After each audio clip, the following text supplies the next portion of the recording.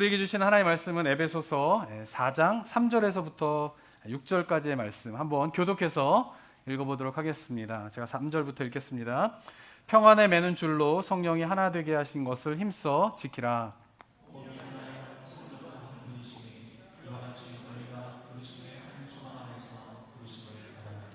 주도 한 분이시요 믿음도 하나요 세례도 하나요 하나님도 한 분이시니 곧 만유의 아버지시라. 만유 위에 계시고 만유를 통일하시고 만유 가운데 계시도다. 아멘. 제가 올 초부터 에베소서 본문을 가지고 주일 설교를 하면서 기대하는 것이 있었습니다. 그것은 뭐냐면은 성경에서 말씀하시는 참된 교회의 모습이 무엇인가에 대해서 우리 성도님들과 함께 발견하게 되기를 그런 소망으로 에베소서 설교를 하고 있습니다. 왜냐하면 제가 이제 목회를 시작한 지 한 24년 정도 되었는데요. 24년 전에 교회에 대한 외적으로나 내적으로 교회를 어떻게 바라보는가에 대한 인식과 24년이 지난 요즘에 교회 외적으로 내적으로 교회를 바라보는 시선에는 큰 차이가 이제 사라져 있기 때문에 그렇습니다. 특별히 교회에 대한 올바른 인식이 점차 외적으로나 내적으로나 사라지고 있는 것에 대한 안타까움 때문에 한번 이 에베소서 본문을 가지고 설교를 하고 있습니다. 우선 교회 외적으로 지난 20년 동안 교회를 바라보는 사회적인 인식은 급격히 나빠지고 있습니다. 통계 자료가 하나가 있는데요. 한번 보시면 화면을 보시면은 남색이 이제 신뢰한다이고요. 이제 파란색이 보통이다. 그다음에 회색이 신뢰하지 않는다. 이렇게 이제 대답을 한 것입니다. 근데 맨 위에 있는 차트가 이제 2008년이고요. 그리고 2009년, 10년, 13년, 17년까지 한 10여 년의 세월을 보게 되면은 교회를 신뢰한다라고 하는 응답을 하신 분이 한 50%, 그리고 교회를 신뢰하지 아니한다라고 하는 분들이 50% 미만으로 이렇게 좀 비등비등한 가운데에 있었습니다. 근데 2020년에 들어서는요, 보시면 아시겠지만 회색이 급격히 증가되는 것을 볼 수 있습니다.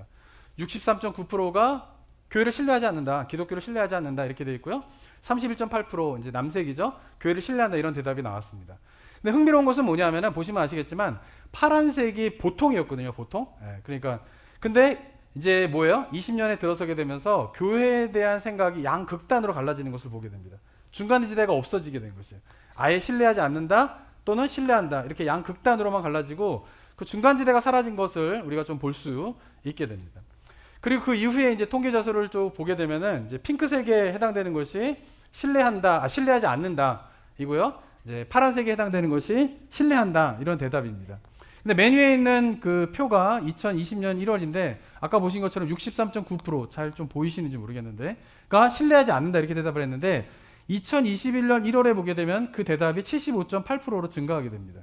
그리고 2022년 4월에 보게 되면 역시 75.8%로 증가하게 되고 교회를 신뢰한다라고 하는 대답은 2020년에는 31.8%에서 2021년에는 20.9% 그리고 2022년에는 18.1%로 줄어들게 되는 것을 보게 됩니다.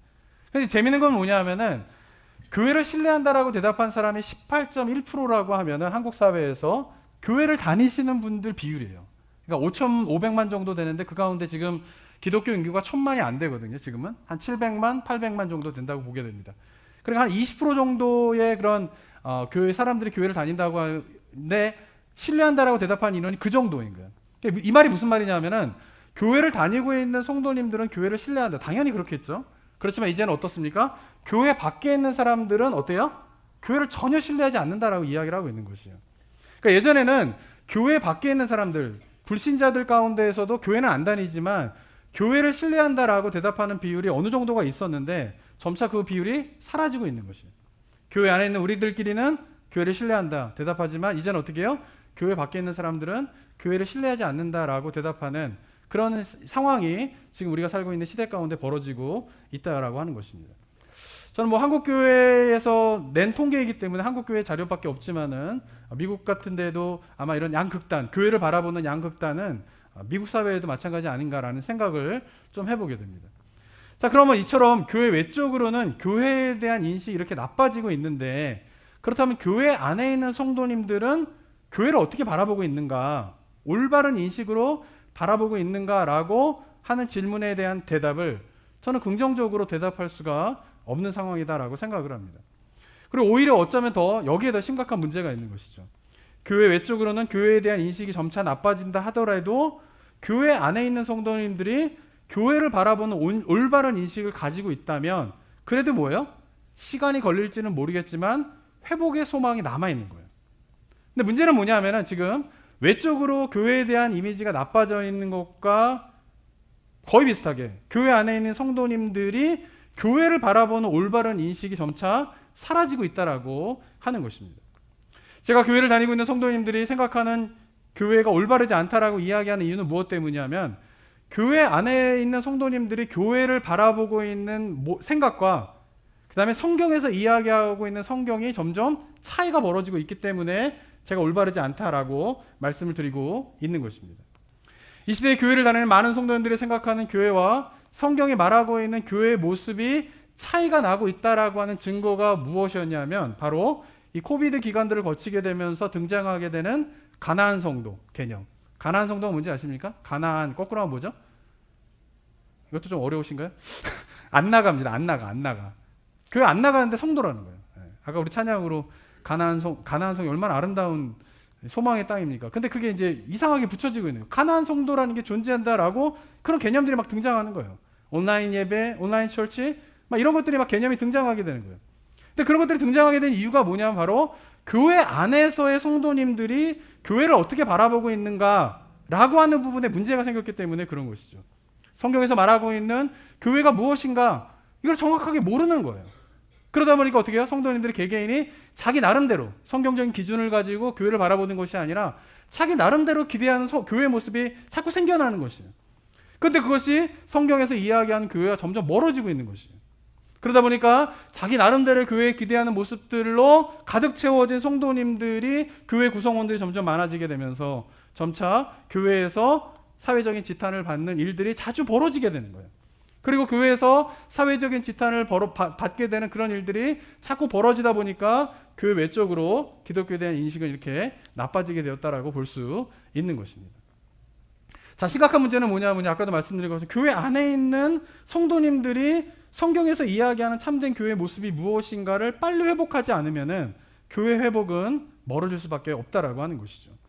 그래서 저는 올 초에 이런 고민들을 가지고 이 시대 속에서 빛과 소금의 역할을 감당해야 하는 교회의 모습이 회복되기 위해서 무엇을 해야 되는가라는 고민 속에서 저는 그 답은 바로 성경이 말하는 참된 교회의 모습이 무엇인가를 성도님들과 제가 올바로 인식하고 그리고 그 교회를 향하여서 우리가 끊임없이 기도하면서 나아가는 일들을 해야겠다라는 생각을 가지고 에베소서 본문을 가지고 설교를 하고 있습니다. 자, 그동안 우리가 에베소서 1장부터 3장까지를 살펴보았는데 그 1장과 3장의 에베소서 말씀에서 이야기하는 참된 교회가 무엇이라고 이야기하고 있습니까? 한번 복습을 해보도록 하겠습니다. 1장 22절, 23절 한번 읽어볼까요? 1장 22절, 23절 한번 읽어보겠습니다. 시작. 또 만물을 그의 발 아래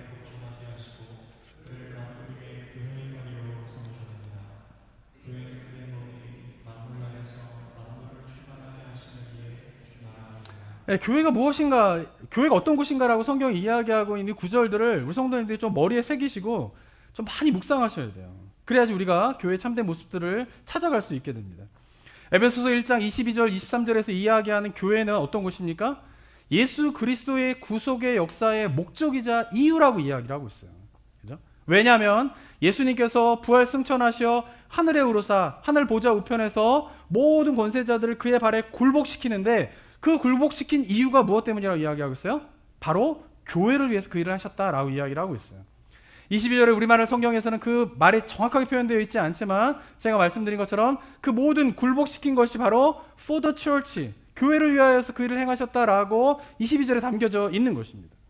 뿐만 아니라 23절에서 교회는 어떤 곳이다라고 성경이 이야기하고 있냐면 바로 하나님께서 만물을 충만케 하시는 분인데 그리고 만물을 충만케 하시는 그 하나님은 어떤 다른 곳으로 말미암아 충만케 되실 필요가 없는 완전한 분이신데 유일하게 하나님을 충만케 하시는 곳으로 선택한 곳이 어디예요?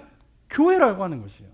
그래서 하나님께서는 만물을 충만케 하시는 그분이 완전한 존재이기 때문에 다른 곳으로는 충만할 필요가 없은 분이지만 그러나 유일하게 교회를 통하여서 하나님께서 충만함을 입으시겠다라고 선택하신 곳이 어디냐면 바로 교회라고 에베소서 1장에서 이야기를 하고 있는 것입니다.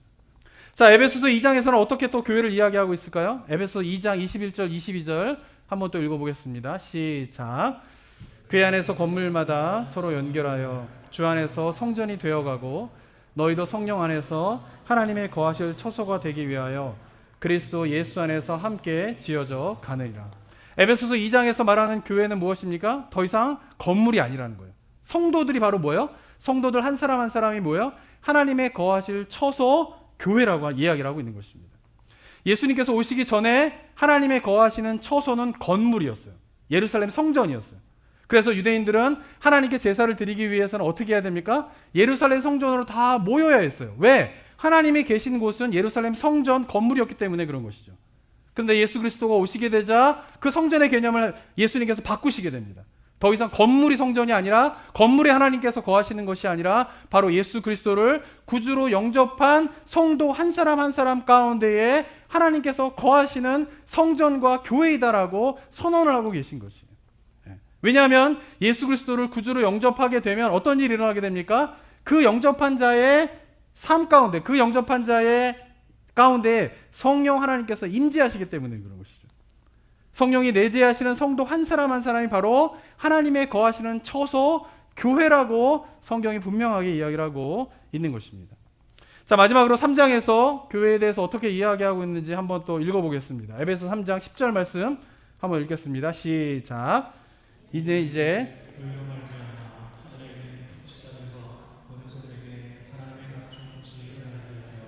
네, 3장에서는 교회가 어떤 곳이냐라고 또 이야기하냐면 바로 교회가 하나님의 각종 지혜를 온 세상에 드러나게 되는 통로로서의 교회 일을 이야기하고 있는 것입니다. 그동안 감추어져 있던 하나님의 비밀이 예수 그리스도를 구주로 영접한 성도들이 모인 교회를 통하여서 온 세상 가운데 하늘에 있는 권세자들과 통치자들에게 드러나게 하시는 것이 하나님이 교회를 향한 목적이다라고 분명하게 이야기를 하고 있는 것입니다. 자, 이처럼 성경에서 이야기하고 있는 교회의 모습, 에베소 1장에서 2장에서 3장에서 이야기하고 있는 이 모습들을 우리가 생각할 때에 이 시대의 성도들이 가지고 있는 교회에 대한 오해가 무엇일까요? 그 첫 번째는 나 자신이 교회라고 하는 생각을 하지 못하는 거예요. 많은 성도님들은 여전히 교회를 건물로 생각합니다. 그리고 나와 분리된 무엇인가로 생각을 하고 있어요. 그렇지만 성경은 분명하게 뭐라고 이야기하고 있습니까? 예수 그리스도를 구주로 영접한 너희들 한 사람 한 사람이 뭐라는 거예요? 교회라는 거예요. 하나님의 거하실 처소이다 라고 분명하게 이야기를 하고 있습니다. 제가 예전에 한국에서 이제 캠퍼스 사역을 주로 많이 했기 때문에 대학생들과 많이 만나서 상담을 하곤 했는데 그때 한 자매와 제가 상담을 한 적이 있었습니다. 이 자매는 대학에 들어와서 남자친구를 사귀는데 이 남자친구와 잠자리를 갖는 것에 대해서 별로 문제의식을 느끼지 못했던 자매예요. 그러니까 외로움 때문에 이제 남자친구와 사귀게 되고 남자친구와 이제 잠자리를 갖게 되고 그러면서 외로움을 달래려고 하지만은 시간이 얼마 지나서 남자친구로부터 이제 외로움을 달래지 못하니까 헤어지고 그러면 또 그냥 혼자 잘 사는 게 아니라 또 다른 남자친구를 또 만나서 잠자리를 갖게 되고 또 그 남자친구로 말미암아 외로움을 달래려고 하지만 또 이제 채워지지 않고 그런 것들을 몇 번 반복하던 자매였어요. 근데 그런 자매가 이제 예수님을 구주로 영접하여서 예수님을 믿게 되면서 자신이 남자친구와 그렇게 이제 여러 남자친구와 잠자리를 갖게 된 것이 잘못된 일이구나, 이것이 죄이구나 라고 하는 사실을 깨달았다라고 이야기를 하게 됩니다. 그러면서 그 자매가 이야기하는 게 뭐냐면은 그렇게 내가 한 행동이 잘못됐다라고 하는 것을 깨닫게 된 말씀이 무엇이었냐 하면 바로 에베소 2장 22절 말씀인 거예요. 너희가 하나님의 거하실 처소인 것을 알지 못하느냐. 내가 하나님이 거하시는 처소이구나 라고 하는 사실을 그 자매가 깊이 영적으로 깨닫게 되자 예전에는 전혀 죄라고 생각하지 않았던 그 부분에 대해서 그것이 죄이구나 라고 하는 것을 깨닫게 된 것이죠. 하나님이 거하실 처소인 내 몸, 하나님이 거하실 처소인 내 마음, 내 영혼, 이 모든 것들이 더러워지는 일을 해가서는 안 되는구나 라고 하는 것을 깨닫게 되었다라고 이야기한 것을 제가 기억하게 됩니다. 저는 이 이야기를 들으면서 나 자신이 하나님의 처소인 교회로서의 인식을 갖는다라고 하는 것이 얼마나 그리스도인들에게 중요한 것인가 라고 하는 것을 새삼스럽게 느끼게 됩니다. 정말 내가 하나님의 거하실 처소라는 사실을 영적으로 깊이 깨닫게 되면 어떤 일이 벌어집니까? 죄에서부터 멀어질 수밖에 없어요. 내 안에 하나님이 계신다라고 하는 것을, 내 안에 하나님이 거하시는 처소이다라고 하는 것을 깊이 깨닫는다면 어떻게 내 몸으로 죄를 범할 수 있겠습니까? 내 몸을 더럽히는 일들을 어떻게 행할 수 있겠어요? 영적으로 뿐만 아니라 나의 몸을 관리하는 것 자체가 하나님의 거하실 처소로서의 삶을 살아가는 것이다 라고 하는 그 깨달음이 있는 것이에요. 다시 바꿔 말하면은 예수 그리스도를 믿는다라고 하면서 죄를 반복해서 짓는 이유 중에 하나는, 그 이유는 바로 내 자신이 하나님이 거하시는 처소라는 사실을 인식하지 못하기 때문인 것이에요. 그래서 예배당 안에서는 하나님의 말씀대로 살겠다, 예배당 안에서는 직분자로서 여러 가지 주님을 위해서 봉사를 하겠다라고 하는 분들이 교회 밖을 나가면 어떤 일이 벌어지는 거야? 사람들을 속이기도 하고, 그리고 세상 사람들과 같이 자신의 유익을 위해서는 무엇이든 하는 거예요. 왜? 교회 안에서 하나님이 함께 하신다라고 하는 것은 인정하지만 교회 밖에서 내 자신이 하나님이 거하시는 처소이다라고 하는 생각을 잘 못하기 때문에 그런 일들이 벌어지고 있는 것이죠, 요즘에. 그리고 아까도 보셨지만은 외적으로 교회에 대한 인식이 나빠지게 된 주된 이유가 무엇 때문입니까? 교회에서 직분자라고 하는 분들에게 뭐요? 당한 일들이 세상 사람들이 많은 거예요. 뭐라고 장로다, 권사다, 심지어는 목사다 라고 하는데 그들이 교회 밖에서 하는 행동들을 보게 되면은 교회를 신뢰할 수 없는 그런 일들이 자꾸 벌어지고 있는 것이죠. 사랑하는 성도 여러분, 내 자신이 하나님의 거하실 처소라는 사실을 늘 기억하고 인식하는 것이 굉장히 중요합니다. 왜냐하면 하나님이 내 안에 계시지 않는다라고, 그러니까 하나님이 나와 함께 하신다라고 하는 것이 큰 기쁨이 되는 것을 우리 성도들이 우선 아셔야 돼요. 하나님이 내 안에 거하시는 그 기쁨, 하나님과 동행하는 그 기쁨이 클 때에 하나님이 만약에 나와 거하시지 않는다라고 하는 사실이 얼마나 끔찍한 것인가를 알 수 있는 거예요. 그러니까 하나님과 함께 하시는, 하나님이 나와 내 안에 거하시는 그 기쁨이 충만하지 못하게 되면 하나님이 함께 하시지 않는 상황을 얼마나 끔찍한 것인가를 잘 모르는 것이죠. 그렇기 때문에 우리가 하나님과 나와 함께 하신다라고 하는 사실 깊이 깨닫게 되면은 죄의 유혹에서 승리할 수 있어요. 왜냐하면 내가 죄를 범함으로 말미암아 하나님이 거하실 수 있는 처소가 될 수 없다라고 하는 사실을, 그것이 얼마나 끔찍한 것인가를 깊이 인식하면은 죄의 유혹이 다가와도 하나님이 나와 함께 하시는 처소로서의 삶을 지키기 위하여서 그 죄의 유혹으로부터 뿌리칠 수 있는 그런 능력이 생기게 되기 때문에 그런 것입니다. 저는 바라기는 이곳에 계신 모든 성도님들이 내 자신이 하나님의 거하실 처소이다라고 하는 깊은 깨달음과 인식 속에서 죄에서 벗어나는 삶을 살아가게 되기를 주님의 이름으로 축원합니다. 교회가 회복할 수 있는 길은 무엇일까요? 성도 한 사람 한 사람이 하나님의 거하실 처소로서의 교회임을 깊이 깨닫게 될 때에 바로 교회의 회복은 거기서부터 시작될 수 있을 것이다 라고 저는 생각하게 됩니다. 이러한 은혜가 우리 성도님들의 삶 가운데에, 그리고 이 나성북부교회 가운데 일어나게 되기를 주님의 이름으로 축원합니다. 자, 교회에 대한 많은 성도님들의 두 번째 오해는요, 참된 교회는 하나님이 거하실 처소로 생각하는 성도들이 서로 연결되어야 참된 교회가 될 수 있다라는 사실을 잘 인식하지 못하는 데 있습니다. 에베소 2장에서는 나 자신이, 성도 한 사람 한 사람이 하나님의 거하실 처소이다라고 하는 것을 강조하는 것과 못지않게 강조하는 사실이 있어요. 그것은 뭐냐면 바로 하나님의 처소인 성도들이 어떻게 서로 연결되어져야 된다는 거예요. 연결되어져야 돼요. 한번 2장 22절 23절 다시 한번 보시면요, 화면을 한번 띄워주실까요? 그 안에서 건물마다 서로 어떻게 해요? 연결되어지는 거예요. 그래서 주 안에서 연결되어져야지 뭐가요? 성전이 되는 것이에요. 너희도 성령 안에서 하나님의 거하실 처소가 되기 위하여서 그리스도 안에서 함께 어떻게 하셔야 돼요? 지어져 가야 된다라고 성경은 이야기를 하고 있는 것입니다. 나 자신이 하나님의 거하실 처소가 된다고 올바른 교회가 세워지게 되는 것이 아니라, 교회는 하나님의 거하실 처소인 성도들 한 사람 한 사람들이 어떻게 되어야 돼요? 연결될 때에 어떻게 돼요? 완성될 수 있다라고 분명하게 이야기를 하고 있는 것입니다. 하나님의 처소인 성도들이 연결될 때에 교회가 완성되기 때문에 성도들과 연결되지 않는 가나안 성도라는 이 말 자체는 성경의 개념에서 존재하지 않는 개념이에요. 성경에서 있을 수 없는 개념이에요. 그런데 한국 교회나 미국 교회나 어떻게 합니까? 가나안 성도라고 하는 말이 굉장히 많이 요즘에 대두되고 있지 않습니까? 교회의 일원이 아닌데 어떻게 성도입니까? 교회의 지체가 아닌데 어떻게 그리스도인이라고 이야기할 수 있습니까? 하나님께서 원하시는 그리스도인의 모습은 서로 연결되어지는 것인데, 성도가 서로 연결되어지지 않고 나 홀로 그냥 나는 하나님을 믿는다, 그러니까 나는 그리스도인이다, 성도들과 연결되어지지 있지 않은데 나는 예수님을 구주로 영접했다, 그러니까 나는 성도다 라고 생각하는 이 모습은 전혀 성경적이지 않는 모습인 것을 우리가 기억해야 하는 것이에요. 내가 예수님을 구주로 영접하여서 하나님의 거하실 처소라는 사실을 인식하는 건 굉장히 중요합니다. 말씀드린 것처럼. 그런데 더 중요한 것은 뭐냐 하면은, 그렇게 교회는 그렇게 하나님의 처소로서 인식하고 있는 성도들이 서로 연결되어져야지만이 참된 교회가 완성될 수 있다라고 하는 사실을 깨닫는 것이 더 중요하다라고 하는 것이에요. 하지만 이 부분이 점차 현대화되어지고 도시화되어지게 되면서 굉장히 어려워지고 있어요.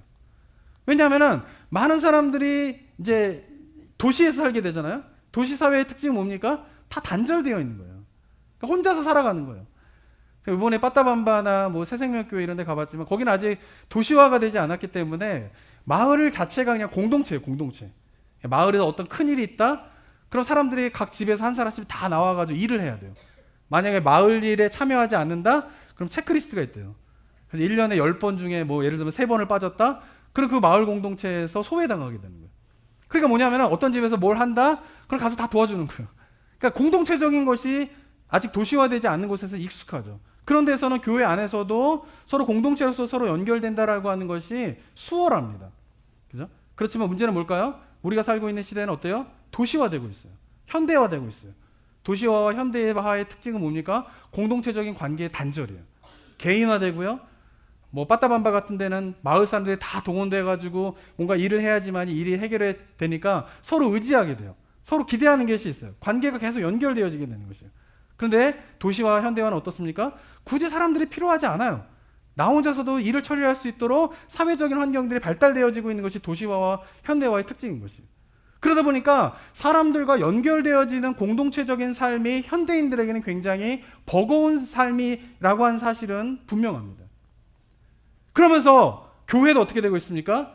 그런 현대화되고 도시화된 공동체적인 연결되어진 삶을 버거워하는 사람들이 교회 안에 들어와서 교회 안에서도 뭐예요? 서로 연결되어지고 공동체적인 삶을 살아가는 것에 대해서 굉장히 버거워하는 것이죠. 그러다 보니 기독교 신앙도 교회 안에 성도들이 모이긴 모이는데 서로 연결되어 있지 않아요. 그냥 개인적으로 하나님의 말씀의 은혜를 받고 예배 때에도 그냥 개인적으로 기도하면서 위로를 받으면 제가 기독교 신앙을 하고 있다라고 생각을 하는 것이에요. 누구와도 연결되어지지 않고 누구도 터치받지 않는 그냥 조용히 예배 와서 홀로 예배 드리고 예배가 끝나면 그냥 집에 가버리는 그 신앙의 모습이 굉장히 확산되고 있는 것이죠.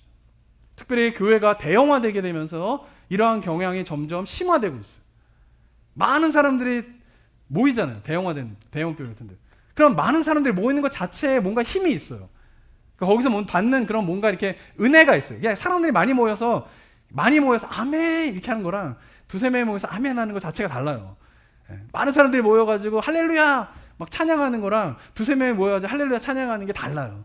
그러니까 많은 사람들이 모이면 일단 그 사람들이 모여있는 그것만으로도 뭔가 이렇게 느껴지는 뭔가 영적인 에너지들이 있는 거죠. 근데 문제는 뭐냐면은 누가 누군지 잘 몰라요. 영적인 에너지를 받고 좋은 말씀에서 은혜를 받고 찬양하면서 좋은 밴드와 좋은 목소리를 가진 찬양팀들이 촥 찬양하면서 은혜롭게 촥 찬양을 하는데 결국은 뭐야? 옆에 있는 사람 아무도 몰라요. 그리고 예배가 끝나도 서로 잘 모르기 때문에 누가 누군지 모르기 때문에 서로 이렇게 어떻게 해요? 인사하지 않아요. 그리고 조용히 그냥 왔다가 조용히 가서 예배 아무도 건드리지 않고 아무도 터치하지 않고 그냥 예배만 조용히 드렸다 가는 것을 선호하는 일들이 점점 확산되어지고 있는 것이에요. 그러다 보면서 어떻게 해요? 성도들이 서로 연결되지 않아도 나는 그리스도인이다. 성도들과 서로 연결돼 심지어는 교회를 나가지 않고 온라인으로 예배를 드리면서 나는 그리스도인이다 라고 생각하는 가난한 성도가 점점 늘어나고 있다고 하는 것이에요. 이유가 무엇 때문일까요? 성경에서 이야기한 교회의 중요한 본질을 놓치고 있는 것이에요. 그 교회의 중요한 본질이 뭡니까? 성도들이 서로 어떻게 돼야 돼요? 연결되어야 돼요. 연결되어야 돼요. 그런데 물론 점차 현대를 살아가는 사람들이 늘어나다 보니까 사람들과 이렇게 연결되어지고 그냥 혼자 하는 일에 익숙해지고 그러다 보니까 어떤 공동체적인 관계가 버거워지고 있는 모습들은 현실이에요. 그것을 부인할 수는 없어요. 그래서 우리가 생각해야 할 거는 뭐냐면 아마 이 가운데에서도 막 여러 사람 만나면 막 에너지가 빨리고 막 힘들고 막 자기 얘기하는 게 되게 버겁고 뭐 구구절절히 서로 이야기하는 게 무슨 의미가 있을까라고 생각하면서 신앙생활 하시는 분들도 있을 거예요. 왜냐하면 그게 익숙하거든요. 그게 편하거든요. 그런데 우리가 성경을 통해서 다시 한번 우리가 좀 고민해보고 생각해봐야 할 것은 뭐냐면 그게 물론 편한다 할지라도 그게 나의 익숙한 삶이다 할지라도 성경에서 이야기하고 있는 교회의 본질이 무엇인가를 다시 한번 좀 생각해봐야 한다라고 하는 것이에요. 교회의 본질은 뭡니까? 서로 성도들이 연결되어져서 함께 지어져 가야 되는 것이 바로 교회이다라고 하는 사실을 좀 기억하면서 자신이 익숙하고 자신에게 그것이 편한다 할지라도 그리스도인이라면 자신의 편함을 쫓아 살아가는 삶이 아니라 좀 하나님께서 원하시는 삶을 향하여 나아가야 되잖아요. 혼자 있는 것이 편하고 사람들과 관계 맺는 거 버겁고 힘들고 막 이런 것이 내가 편하다 할지라도 주님께서 원하시는 것은 서로 연결되어지는 것이다 라고 하는 것을 우리가 깨달았다면 좀 자기의 본성을 거스르고 자기 익숙한 것을 좀 떠나서 하나님께서 원하시는 그 교회의 모습을 향하여서 나아가게 되는 은혜가 우리 성도들 가운데 있게 되기를 주님의 이름으로 축원합니다. 사랑하는 성도 여러분, 내가 예수님을 구주로 영접하여 하나님의 거하실 처소라는 사실을 인식한다 할지라도 하나님의 처소인 성도들이 서로 연결되어지지 않는다면 그것은 참된 교회의 모습이 될 수 없다라고 하는 사실을 분명하게 기억해야 할 것입니다.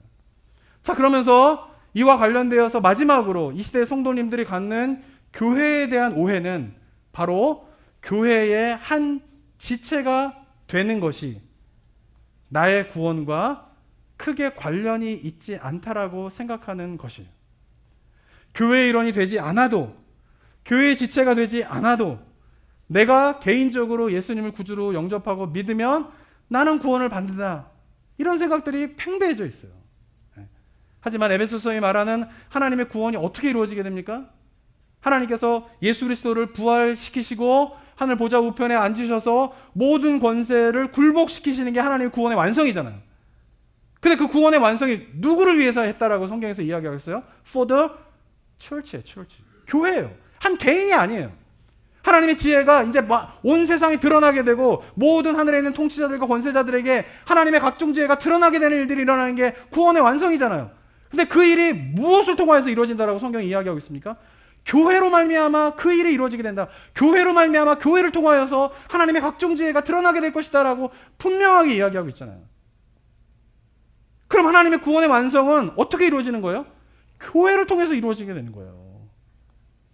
성경은 분명히 하나님의 구원이 한 개인이 아닌 교회를 통해서 이루어진다라고 분명히 말하고 있죠.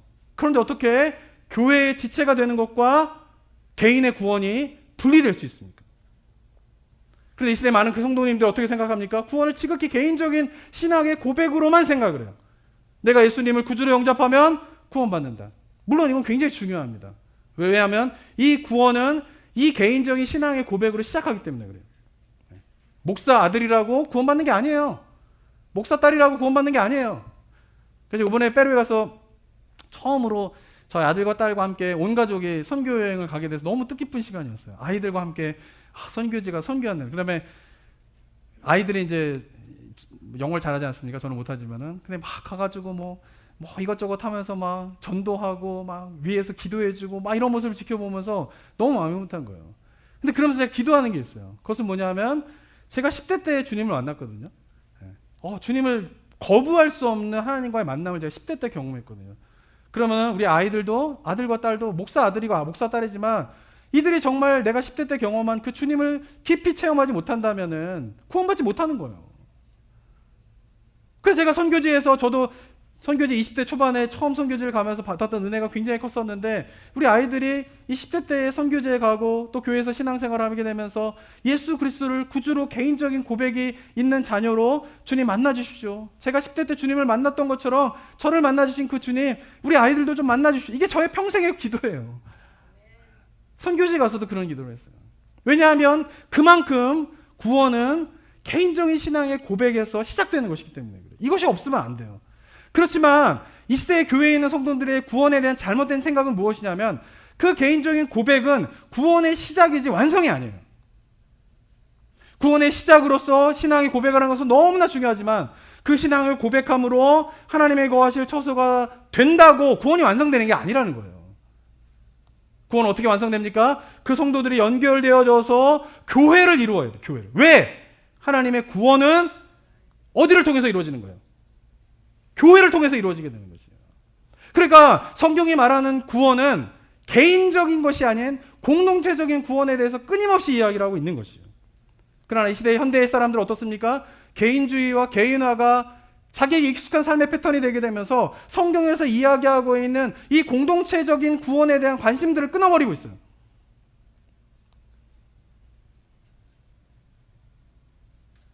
저는 이 사실이 너무나 중요하다고 생각합니다. 만약에 하나님께서 교회를 통하여서 구원을 이루시겠다라고 하는 하나님에 대해서 우리가 깊이 깨닫고 있다면 나의 구원과 교회를 분리할 수 없는 거예요. 있을 수 없는 일이에요. 그런데 이 시대 가운데 그런 일들이 벌어지고 있게 되죠. 그래서 나타난 현상은 뭐냐 하면은 교회가 무너져 가는데, 교회가 사회적으로 저렇게 지탄을 받고 있는데 그냥 나 개인이 예수님을 구주로 영접해서 구원을 받는다라고 생각하고 거기에 대한 아픔이 없어요. 교회가 사회적으로 지탄을 받는 건, 교회가 깨어지건 무너지건 교회가 어떤 모습이든 상관없이 그냥 나 자신이 예수님을 구주로 영접했기 때문에 나는 구원을 받아 라고 하는 생각을 가지고 신앙생활을 하고 있다라고 하는 것이죠. 아파하지 않아요. 교회가 욕을 얻어먹는데 통회하지 않아요. 하나님께서 교회를 통해서 이루고자 하는 사실에 대한 것을 깊이 깨닫게 된다면 그 교회가 무너지게 되고 교회가 깨어지게 되고 교회가 사회적으로 지탄을 받고 있는 그 현실에 대해서 어떻게 통회하지 않고 어떻게 슬퍼하지 않고 어떻게 아파하지 않을 수가 있겠습니까? 근데 그 현실에 대해서, 교회가 무너지고 있는 현실에 대해서 아파하지 않는 이유는 뭐냐면은 그 교회의 모습과 내 구원이 그렇게 관련 있다고 생각하지 않는 거예요. 그냥 나는 교회가 어떻게 되든 그냥 내가 예수님 구주로 영접했으면 나는 그냥 구원을 받는 거야. 천국 가는 거야. 성경에 어디 그렇게 기록되어 있습니까? 성경에서의 하나님의 구원은 교회를 통해서 완성된다라고 하는 것이 바로 성경이 말하는 올바른 구원관임을 우리 성도님들이 깨달으시기를 바랍니다. 사랑하는 성도 여러분, 교회는 우리가 구원에 이르는 데에 선택사항이 아니에요.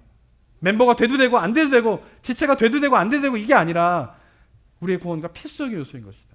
교회 없이 나 개인의 구원은 결코 완성될 수 없어요. 그것이 성경에서 이야기하고 있는 올바른 구원관인 것입니다. 그런데 이 시대의 많은 그리스도인들이 이 부분을 잘 깨닫지 못해요. 그래서 사도 바울이 에베소 4장 3절에서 이렇게, 정말 이 4장 3절의 말씀은요, 사도 바울이 온 마음을 다해서 성도들에게 권면하고 있는, 강조하고 있는 말씀입니다. 한번 3절을 읽겠습니다. 시작. 평안에 매는 줄로 성령이 하나 되게 하신 것을 힘써 지키라. 자, 지난번 설교도 말씀드렸지만 여기서 힘써 지키라고 하는 것은 그냥 어느 정도 노력하다 말아라 이게 아니에요. 어느 정도까지만 네가 어느 정도까지만 해라 이게 아니에요. 네가 할 수 있는 모든 노력을 다 동원해서 해야 할 일이 있다라는 거예요. 네가 할 수 있는 모든 노력을 다 동원해서 정말 주님을 위해서 해야 할 일이 있다라는 거예요. 그것은 뭐냐, 바로 성령이 하나 되게 하신 것을 힘써 지켜야 한다라고 사도 바울은 강력한 목소리로 간절한 마음으로 에베소 성도들에게 이야기하고 있는 것입니다. 저는 동일하게 특별히 우리가 살고 있는 시대 가운데에 교회가 점점 무너지고 있고 교회가 깨어지고 있는 이런 상황 속에서 다시 한번 이 말씀이 하나님께서 우리 여러분 각자에게 들려주시는 하나님의 음성이 되기를 소망합니다. 정말 우리가 할 수 있는 모든 노력들을 다 동원하여서 교회 하나됨을 지키는 일에 우리 성도님들이 마음을 다하여 헌신하게 되는 그런 삶이 있게 되기를 원합니다. 이유가 무엇 때문일까요? 교회가 하나가 되어야 교회가 하나님을 충만케 할 수 있는 것이에요. 교회가 하나가 되어야 교회가 하나님이 거하시는 처소가 될 수 있는 거예요. 교회가 하나가 되어야 하늘의 통치자들과 권세자들에게 하나님의 각종 지혜가 드러나게 되는 교회가 될 수 있다라고 하는 것입니다. 왜냐하면 하나님은 교회를 통해서 하나님의 구원의 역사를 펼치시기로 작정하셨기 때문에 그런 것입니다. 그래서 우리가 무엇보다 교회를 바라보면서 좀 중요하게 생각해야 될 것은 바로 이 교회의 하나됨을 지키는 것이에요. 교회 무너뜨리는 어떤 일도 우리가 해서는 안 되는 거예요.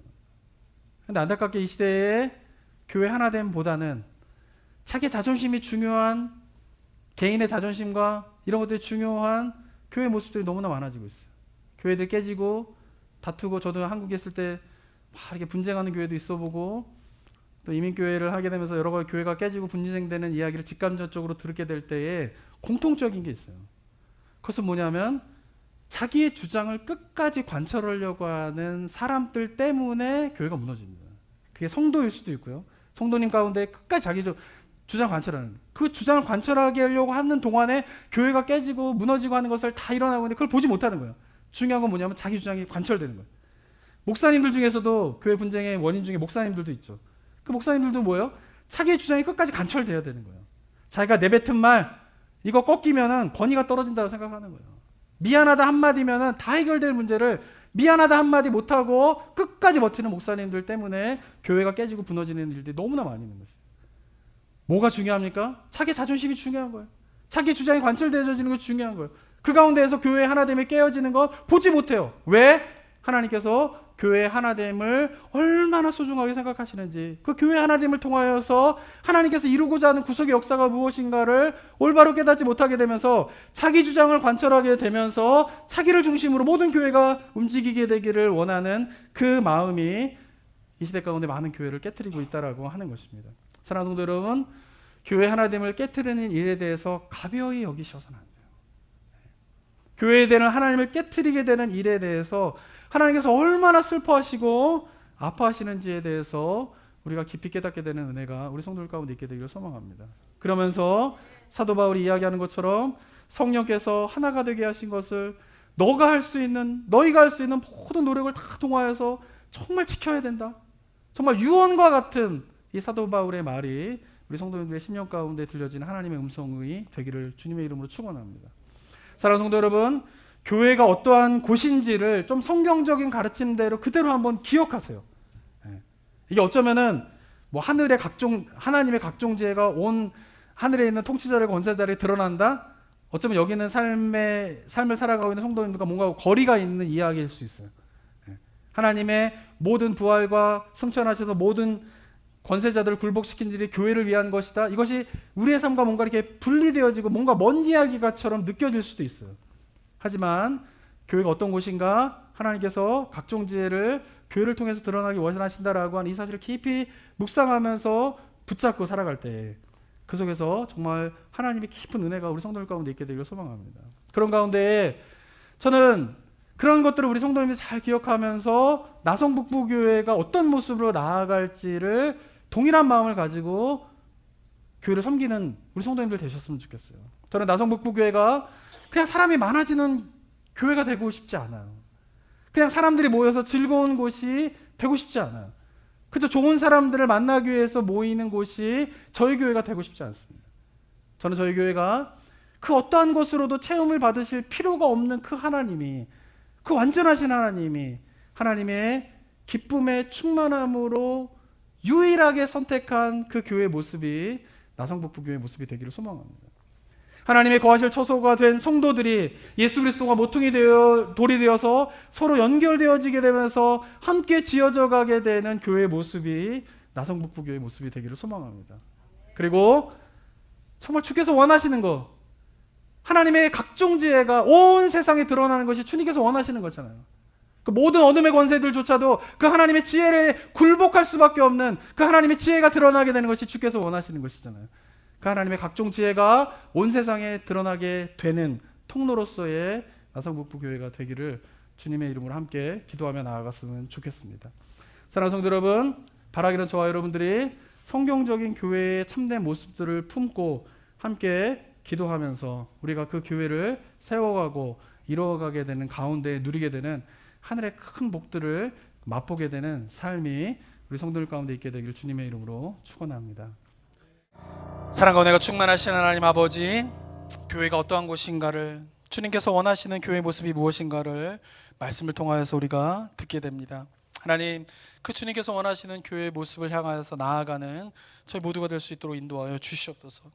주께서 원하시는 교회의 모습이 너무나 분명한데 하나님, 그것은 우리가 알지도 못하고 깨닫지도 못한 채 그저 내가 나름대로 생각하는 교회의 모습을 향하여서 나아가는 그 어리석음을 끊어버리고 정말 주께서 원하시는 그 교회의 모습을 나의 영혼 깊이 깨닫는 가운데 주님께서 교회를 통하여서 하나님의 각종 지혜가 하늘에 있는 모든 권세자들과 통치자들에게 드러나게 원하시고 하나님의 모든 구속의 구원의 역사를 완성시키는 것을 교회를 통하여서 하기를 원하시며 어떤 것으로도 충만함을 받으실 필요가 없는 그 하나님이 오직 교회를 통하여서 충만함을 갖기를 원한다라고 생각하시고 말씀하시는 교회를 향한 하나님의 사랑을 깨닫게 되므로 우리 영혼 깊은 데서부터 그 주님께서 원하시는 교회가 내가 되고 이 나성북보교회가 되고 또 이 지역에 있는 많은 교회들이 그러한 교회로 다시 한번 회복될 수 있도록 주님 저를 사용하여 주시옵소서라고 하는 고백을 드린 성도들의 삶 가운데에 하나님의 은혜의 충만함으로 하나님과 동행함으로 주께서 역사하시는 은혜의 삶을 경험하게 하여 주시옵소서. 하나님 어두운 시대 가운데에 주께서 원하시는 구원의 완성들을 우리가 소망하면서 우리가 나아가야 될 교회의 모습, 신앙의 모습이 어떤 것인가를 깊이 깨닫고 한 주간의 삶 가운데에 승리하며 살아가는 삶의 모습이 우리 성도님들의 삶의 모습 될 수 있도록 주님 역사하여 주시옵소서. 은혜 감사드리며 예수 그리스도의 이름으로 기도합니다. 아멘.